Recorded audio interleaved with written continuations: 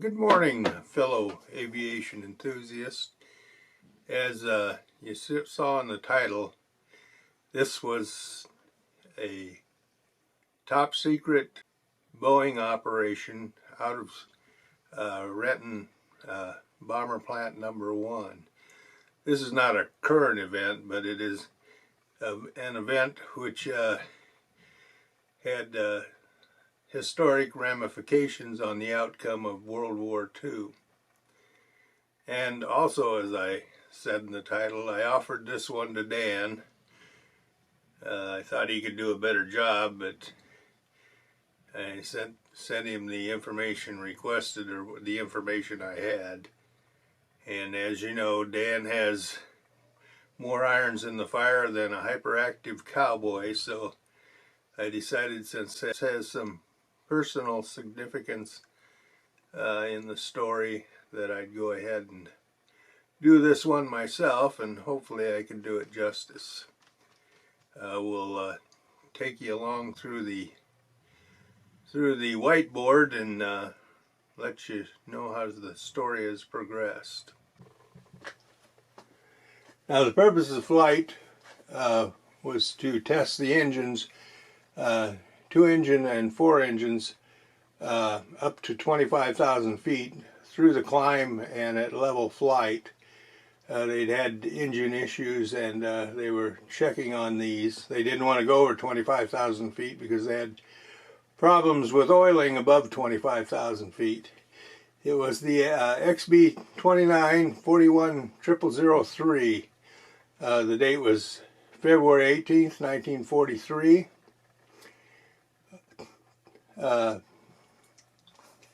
Here we'll insert a picture of the field and the aircraft taking off.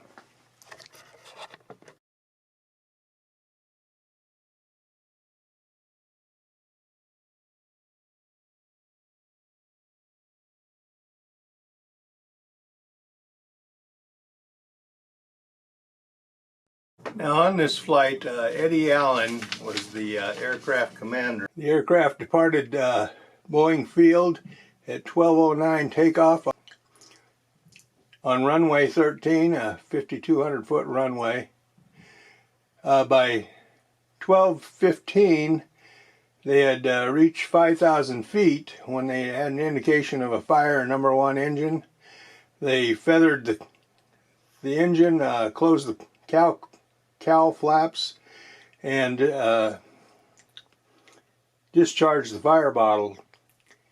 Then they initiated a normal turn to the north and flew north until 12:24 at an altitude of 1,500 feet.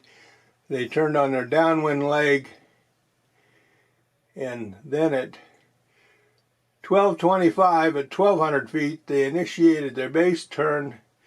But at 5 miles north-northeast of the field, there was a small explosion. Parts fell from the plane. The right wing spar was on fire. They called to roll the fire equipment and initiated an immediate return to the field. At 4 miles, at 250 feet, the leading edge between 1 and 2 engines was missing, and other parts had been scattered along the flight path. 3 of the forward compartment crewmen had bailed out with evidence of burns on their clothing. It was too low, and all perished before their chutes opened. And at 3 miles, the XB-29 pancaked into the Fry meatpacking plant. All 9 on board died, plus 20 in the plant on the ground, and 1 fireman. Whether he was included in the 20 is not known. There's differing stories of between 20 and 30 dead on the ground. At this point, we'll insert the pilot's photo, and then we'll carry on from there. And Bob Dansfield was the co-pilot. Now, Eddie Allen, he was head of the test program, basically wrote the test program for Boeing. So he was a big loss to the Boeing Corporation and the XB-29 program. But one of the things that came out of this, the people of the bomber plant in Renton and Wichita forged on and completed their task. And in the basically 5 years that they spent building these planes, they definitely helped win the war in the Pacific.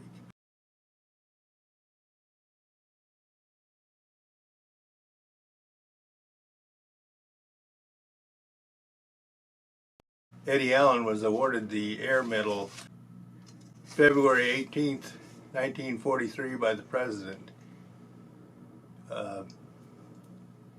As far as the significance of this crash to my father, I'd heard this story occasionally growing up.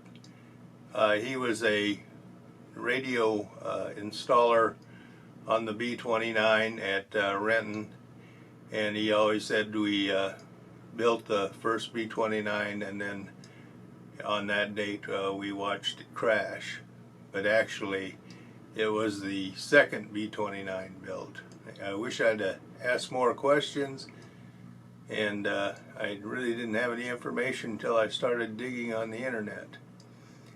At this time I'd like to read from the text and give credit to the Flight Safety Foundation at www.flightsafety.org.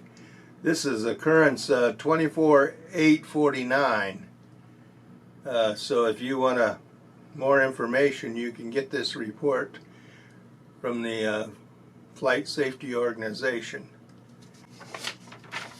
Also, the article from historylink.org.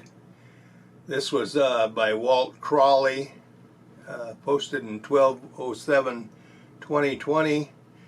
It's historylink.org, essay number 2874. You can get more information there.